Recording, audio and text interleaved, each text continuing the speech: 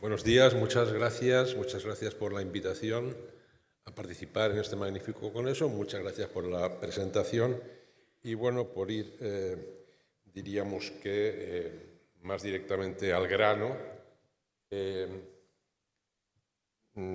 voy a empezar con una cita. El nacionalismo es incompatible con la democracia. Es una frase rotunda. Es de Espinosa de los Monteros. En el Congreso de los Diputados en septiembre de 1920. Yo con esto casi termino la conferencia. Porque daos cuenta que está planteando, o sea, la democracia, es decir, los otros, porque yo no soy nacionalista, está en peligro. Peligro yo que soy demócrata. Por eso digo esto para prohibir algunos partidos. Una esencia democrática. Bueno, yo creo que eso de alguna forma refleja lo que, buena parte de lo que yo quiero decir. Y lo que quiero decir es que hay muchas denominaciones, muchas referencias cuando hablamos de extrema derecha. Extrema derecha, ultraderecha, derecha radical populista o grandes referentes, fascismo, populismo, neofascismo, posfascismo, neopopulismo, etcétera. Bien, mi idea que, por otra parte, comparto con muchos estudiosos que saben más que yo, es que si hay un mínimo común denominador en la extrema derecha, en todas las extremas derechas actuales, es el nacionalismo. Ese es el mínimo común denominador. Es lo que constituye ese nacionalismo el núcleo de todas estas experiencias y el que de alguna forma constituye el nexo que nos permite pensar a la extrema derecha como una familia política transnacional, no sé si como una cultura política transnacional, eso ya es otra cuestión.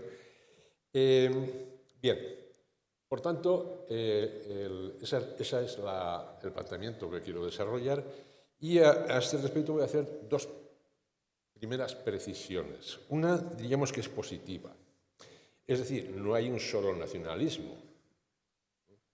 Hay un nacionalismo democrático, luego diré algo más al respecto, o hay la posibilidad de un nacionalismo democrático, y luego hay el nacionalismo de la extrema derecha, que es un nacionalismo reaccionario, regresivo,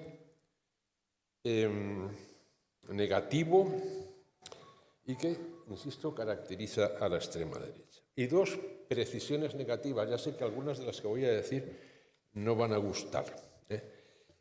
Primera, la referencia a la definición de la extrema derecha como una forma de populismo. Bien, yo creo que esta referencia no sirve. ¿Por qué? Porque hay tal cantidad de fenómenos que se llaman populistas, o a los que se llaman populistas, que ante tal cantidad la capacidad explicativa es nula. Todo el mundo es populista, todo el mundo puede ser populista, tenemos el republicanismo, el populismo decimonónico en Estados Unidos y en Rusia, tenemos el populismo republicano, sobre Lerroux, un libro muy importante, tenemos el populismo fascista, los populismos latinoamericanos y tenemos ahora esos populismos que van de la extrema izquierda a la extrema derecha. Es decir, y hasta tenemos un populismo que se llama ya, algunos han caracterizado como populismo de extremo centro. Bueno, extrema izquierda, extrema derecha, extremo centro y en medio todo lo que queramos. Menos el Partido Popular, que no es populista, seguramente por eso se llama popular. Bien. Por tanto, si es esa categoría, ¿qué es realmente? Pues es un latiguillo. Es un adjetivo descalificativo. ¿Quién es populista? El otro. Es populista aquel que yo quiero descalificar porque lo quiero descalificar o porque no se me ocurre otra cosa. Y por ahí tapo de alguna forma mi ignorancia. Porque ¿qué es lo que dicen los expertos de qué es el populismo? Es muy indefendible, es una ideología ascendente, dice Rosan Valón, dice, ni formalizada ni desarrollada, vaya ideología. Es un estilo, un adjetivo, una carcasa vacía, por ejemplo, en Sotraverso se remite a estas cosas. Es una ideología tenue, es una ideología vaga. ¿Qué es? O sea, nada. De tal modo que para darle un significado y que se lo pueda identificar, se le pone el añadido, y hay algunos trabajos al respecto, nacional-populismo. Pero entonces, lo que nos estamos dando cuenta es que lo que se está cargando como elemento fundamental definidor es el nacionalismo. Otra vez el nacionalismo. De este modo, si nosotros retenemos, en última instancia, y termino con el populismo, retenemos que, en última instancia, el populismo contrapone un pueblo sano a unas élites distantes, etc., entonces, ¿quién es ese pueblo sano? Ese pueblo sano siempre tiene un referente territorial. Mi pueblo sano es el de mi territorio, es el de mi nación. Es decir, otra vez, insisto, la nación en el centro. Bien, por tanto, reducido a veces a la categoría de insulto, de descalificación, y también quiero insistir ahora, y ya decía que esto a lo mejor no le gusta a sectores de la sala, que si queremos conocer a la extrema derecha, aparquemos el fascismo. Aparquemos el fascismo. Fascismo, la referencia al fascismo se convierte frecuentemente, lo dicen muchos estudiosos, entre otros Traverso, en un obstáculo para conocer a la extrema derecha. Claro que tienen puntos en común. El fascismo es un ultranacionalismo y es populista, en el sentido que también apela al pueblo como elemento legitimador. Pero son muy diferentes en muchos aspectos. En primer lugar, conviene recordar, porque se nos olvida, que el fascismo es una forma de nacionalismo que ni fue la primera, ni fue la única en su tiempo, aunque se convirtió en el núcleo fundamental de todos, ni es la más importante en la actualidad.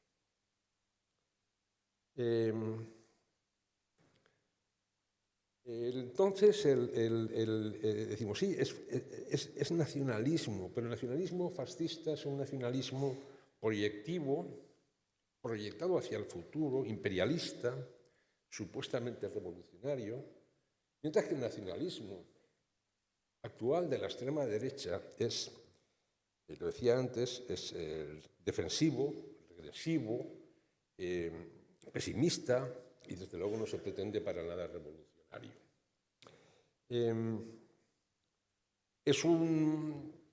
Es verdad, el nacionalismo de la extrema derecha es un nacionalismo que trabaja como los fascismos históricos, pero no solamente ellos, sobre la base de la destrucción del lenguaje, la polarización extrema, llegado a extremos para buscar el enfrentamiento, digamos, guerra civilista, pero no se configura como un partido milicia que hace de la violencia y la guerra el núcleo mismo también identitario de este fascismo. Y desde luego no se postula como totalitario o enemigo de la democracia. Es más, recordamos lo que decía al principio, se postula como defensor de la democracia. Como defensor de la democracia. Esto, evidentemente, nosotros, bueno, evidentemente, es el gran peligro de la democracia, porque quieren vaciar la democracia, quieren despojarla de sus elementos fundamentales, o sustanciales, tirar para atrás en esa clave reactiva que yo estaba diciendo. Pero no se postula, no buscan un Estado totalitario, un Estado como el Estado fascista. Y eso hay que tener en cuenta, porque esto es una de las cuestiones que lo hace más peligroso, porque ayuda a que se blanquee. No, si nosotros no estamos contra la democracia, en cierto modo somos la verdadera democracia. ayuda a que se blanquee y ayuda a la ruptura de los famosos cordones sanitarios, como estamos viendo ahora en este momento. Bien, entonces, yo la idea que quiero subrayar es una cosa, es que mirando o viendo el enemigo donde no está, es verdad que hay fascismo, pero el fascismo en sentido estricto, el neofascismo, es el fascismo de comunidad gentile. ¿Quién es fascista? El que piensa en fascista se comporta como los fascistas y tiene los objetivos fascistas, y esto hoy en día son muy minoritarios y no constituyen el desafío fundamental a la democracia. El desafío fundamental a la democracia son estos últimos. Diría otra cosa final sobre el fascismo.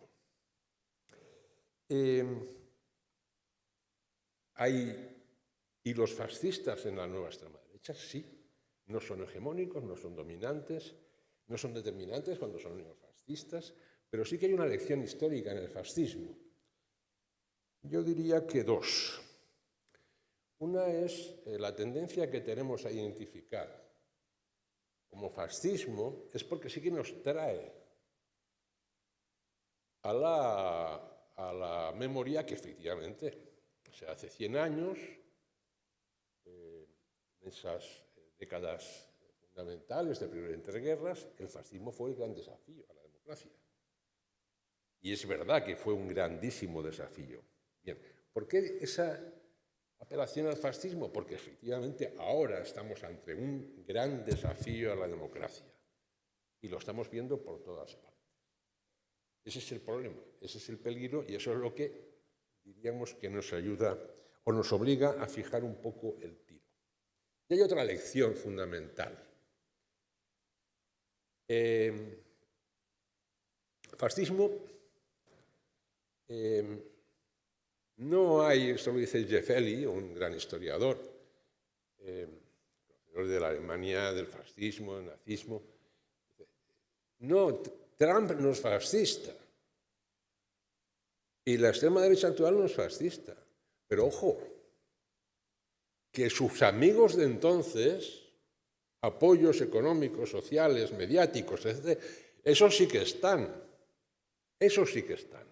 Por lo tanto, no fijemos tanto la atención en lo que no está, sino en lo que sí que está.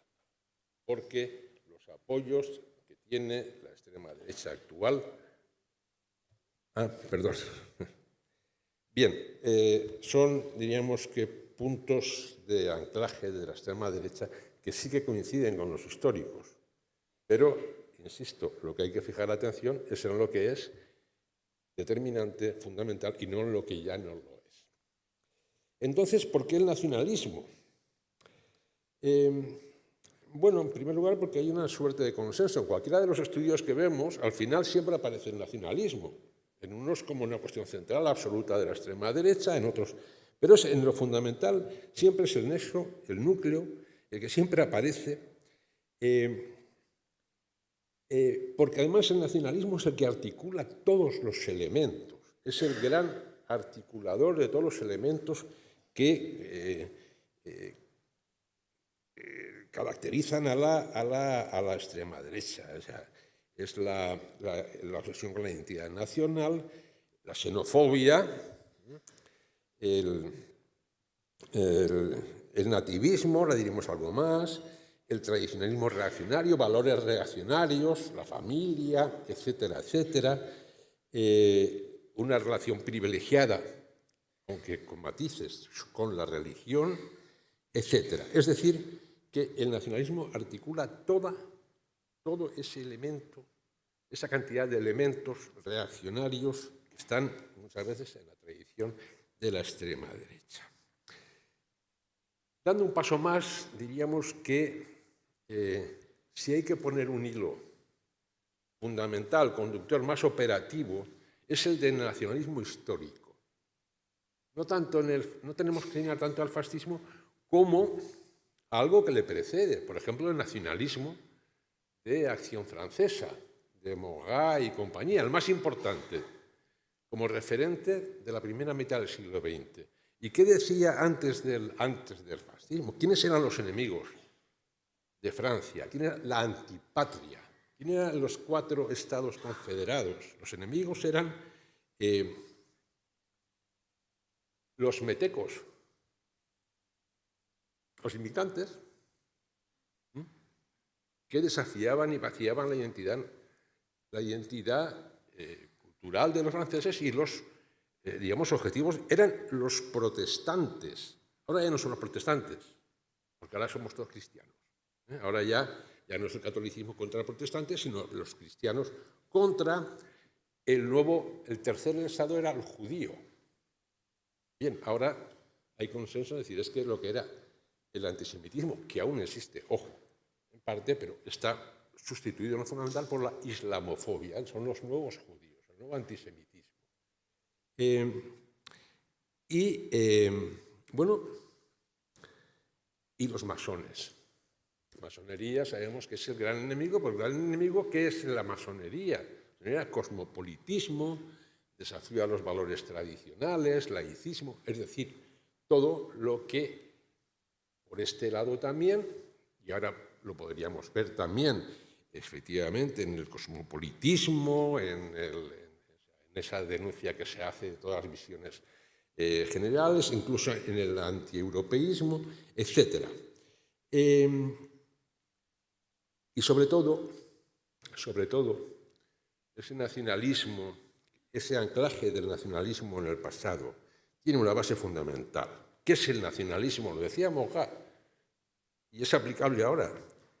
El nacionalismo defiende a la nación contra el extranjero del interior. Y esto es absolutamente clave para entender a la extrema derecha en general y a la española en particular. El extranjero del interior. Luego tendremos algún ejemplo muy rápido.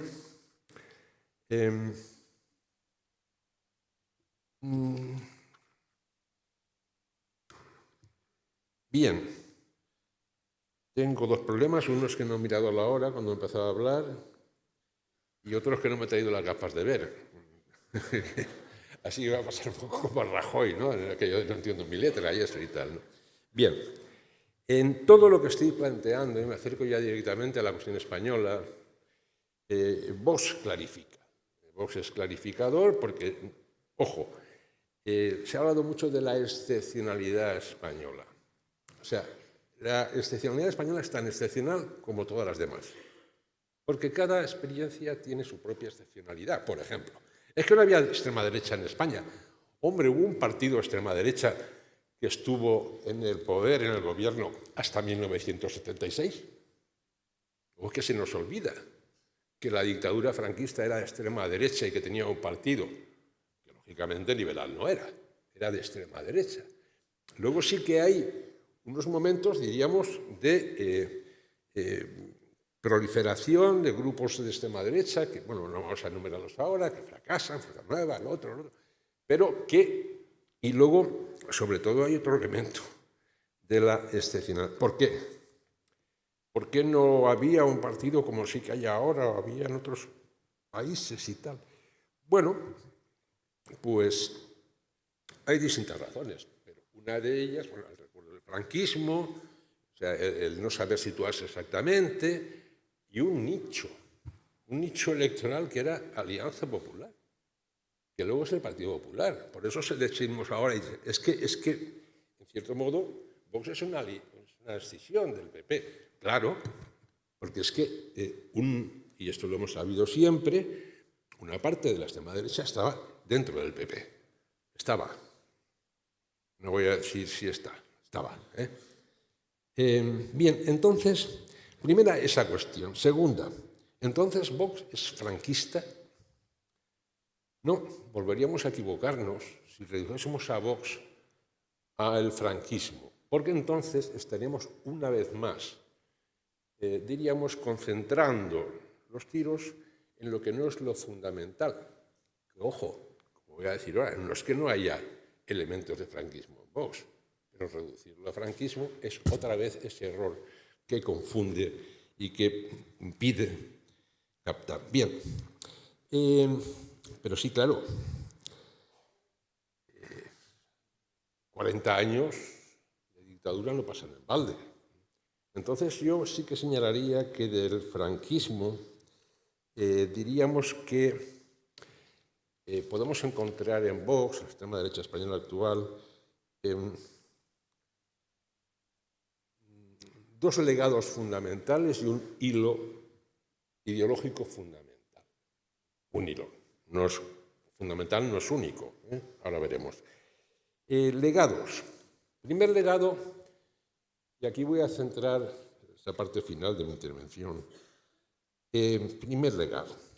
De alguna forma, no hemos sabido calibrar la capacidad renacionalizadora que tenía el franquismo. Es una dictadura de 40 años obsesiva con una idea muy conseguida, que es la idea de la España como absoluto. España es. No hace falta hablar de nación española, de nación, nada. De nacionalismo es España. España es el absoluto. España es lo natural. España no se discute. Y muchos españoles van a percibir y se van a quedar con esa idea de España. España existe. España es un absoluto. España está ahí. No tiene nada que ver ni con el nacionalismo ni con el franquismo, es España. No hay que justificarla, no hay que hacer nada al respecto. Claro, esto tiene mucho calado y explica muchas propensiones actuales. Pero el segundo legado, que es complementario a este y muy eficaz del franquismo, fue la destrucción hasta la raíz del nacionalismo democrático. Es decir, la destrucción de ese nacionalismo tradición liberal que alcanza un desarrollo muy importante con los republicanos y con la República y que, insisto, que es destruido, se busca la destrucción y se consigue la destrucción en el franquismo. Es verdad que sobrevive en el antifranquismo, en parte en el exilio y en el antifranquismo. Y ese nacionalismo democrático es el nacionalismo de la libertad. Es el nacionalismo de que mi patria es la libertad y sin libertad no hay patria. Y sobre esa base construimos la idea de nación, la idea de España. Eso sobrevive, insisto, en el antifranquismo, pero va a tropezar con algunos de los elementos que se dieron en la transición. Va a tropezar, se va a frenar, porque la transición tiene esto. Tiene mucho, digamos, de toma y daca, de resistencias, avances, y ahí va a haber un retroceso del nacionalismo democrático. Por ejemplo, algunos con efectos actuales, que hoy, estamos teniendo a plantear si hay naciones en España, que haya que reivindicar fuera de Cataluña, que Cataluña sea una nación. Aquí todos tenemos una responsabilidad. ¿Por qué?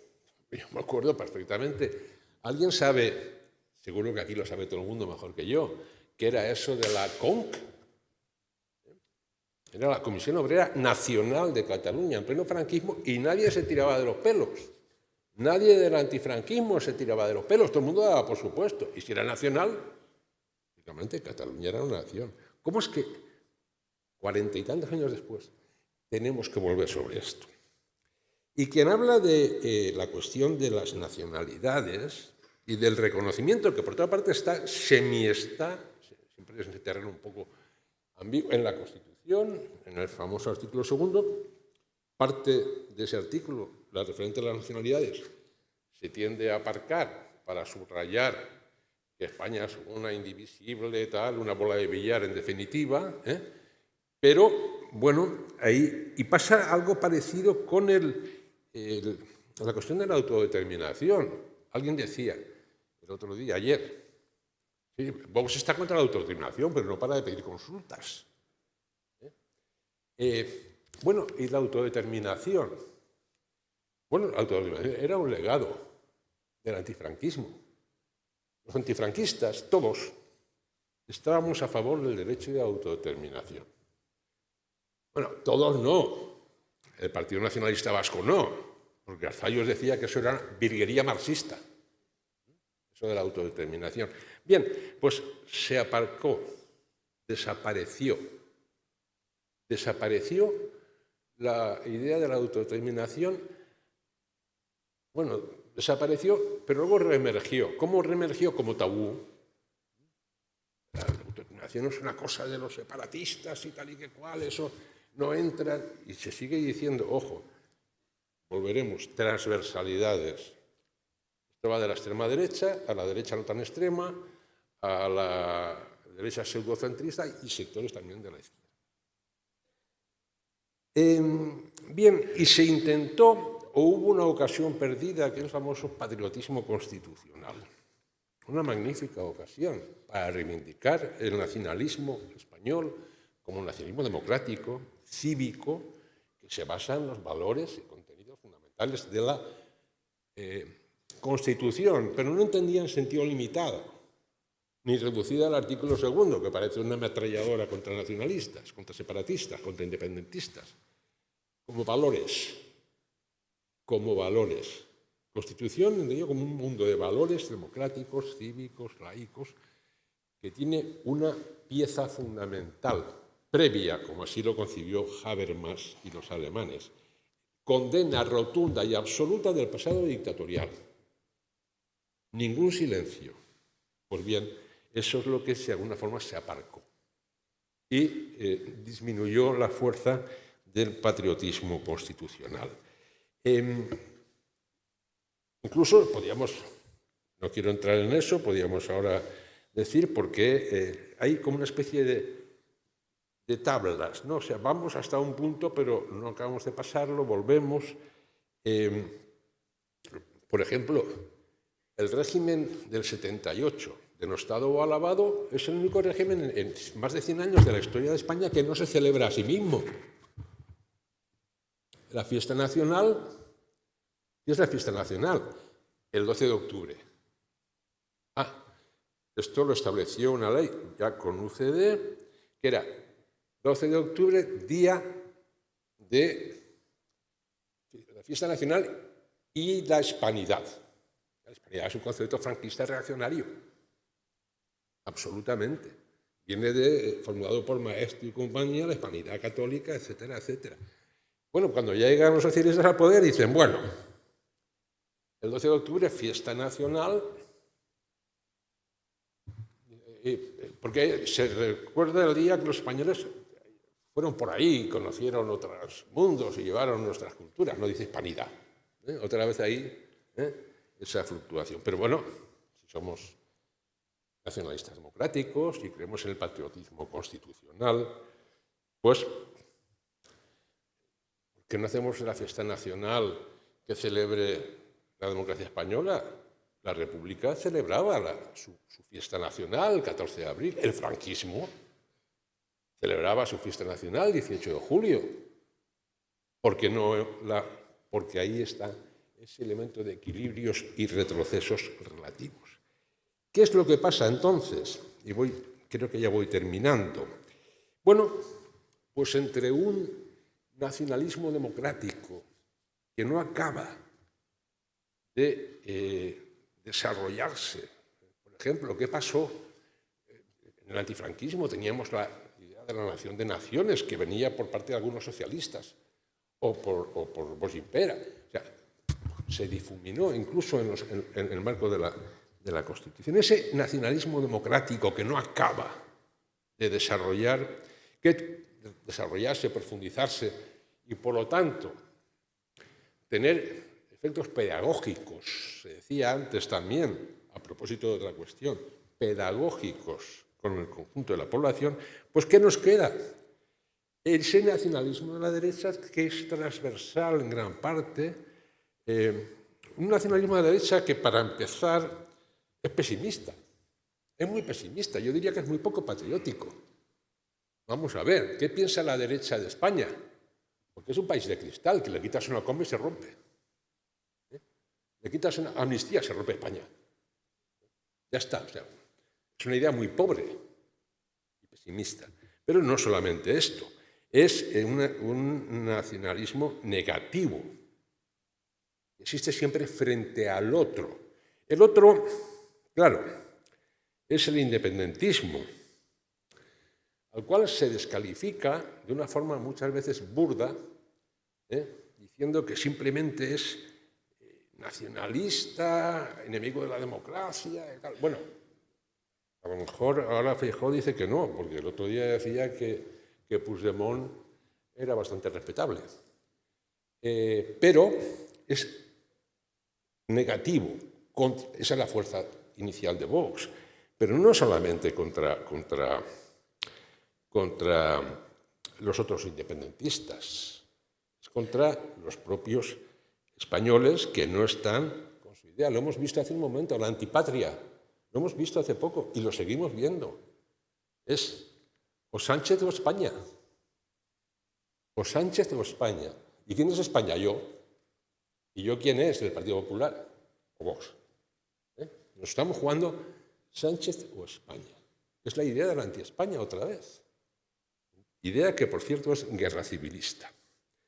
Y entonces ese nacionalismo que no puede apelar a valores verdaderamente democráticos es débil por este lado. ¿A qué puede apelar? Pues puede apelar a los topos clásicos del nacionalismo reaccionario español, la idea de la hispanidad, entendida como una exportación del catolicismo, aparte de la lengua, en una relación de total subordinación de los pueblos latinoamericanos. Ya he dicho la idea de la antipatria, la vuelta de la leyenda negra. La leyenda negra ahora mismo es un invento de un nacionalismo que busca agravios de otros contextos y tal para reafirmar un pasado, en el cual hay inseguridad. Y de ahí, pues por ejemplo, pero esto, insisto, es muy transversal, porque resulta que imperiofobia, que es una reivindicación absoluta de la llegada de los españoles a América, es una reivindicación total contra la leyenda negra, tiene rasgos nacionalcatólicos, antiprotestantes todavía, si lo veis bien, pero es transversal, porque eso le encanta a Vox, le encanta al PP y le encanta a algunos socialistas como Alfonso Guerra, por ejemplo. Es decir, que esa transversalidad es importante. Y entonces, entre unas cosas y otras, entre esa debilidad, esa falta de pedagogía por parte del nacionalismo democrático, que tenía que ser la de los herederos del antifranquismo, es decir, demócratas de verdad, socialistas, comunistas, etc. Esa falta de pedagogía y esa transversalidad de los elementos de ese nacionalismo negativo, reactivo, retrógrado, que tenemos todavía en muchos aspectos de la derecha, pues todo eso conforma un caldo de cultivo, un terreno abonado para el surgimiento y desarrollo de la extrema derecha. Con un esfuerzo de pedagógico por parte de la izquierda en tanto que protagonista del nacionalismo democrático, y ahí sí que podría incorporar, si quisieran, a sectores de la derecha, con ese esfuerzo, pues no cabrían, o la gente se tiraría las manos a la cabeza ante majaderías como las que decía antes de Vox. El enemigo, el nacionalismo, es el enemigo de la democracia. Esa majadería pasa, por así decirlo, incluso atrae a sectores, otro fenómeno que se ha recalcado estos días, atrae a sectores de la derecha no extrema en teoría, y conforma un todo que obliga a que a veces la izquierda tenga que funcionar a trompicones. A trompicones quiero decir con un esfuerzo de pedagogía. La cuestión de la amnistía, si uno lo mira desde fuera, es la cosa más normal del mundo. Ha habido un montón de amnistías y no se ha roto España, ni Inglaterra, ni Francia, ni de todas las amnistías que se han dado. ¿por qué entonces se va a trompicones? Claro, porque antes de ayer, en lugar de hacer un esfuerzo de pedagogía, se mantuvieron, diríamos, los topos de la derecha clásicos, etcétera, etcétera. Y entonces parece que ahora, de repente, estás cambiando amnistía por votos. Bueno, a lo mejor, a veces, era aquello de Dios escribe recto con renglones torcidos, ¿no? Pues a lo mejor, con un poco de suerte, pues no nos va tan mal en el futuro. Pero, insisto, hay un terreno de cultivo para Vox o lo que sea de la extrema derecha y en ese sentido pues nos aproxima a otras experiencias europeas tan peculiares como la de Vox y que en conjunto, por su nacionalismo como elemento central que articula a todos los demás, constituyen hoy por hoy el mayor enemigo de la democracia. Y no sé cómo he ido de tiempo, pero bueno, ya me ha acabado el discurso.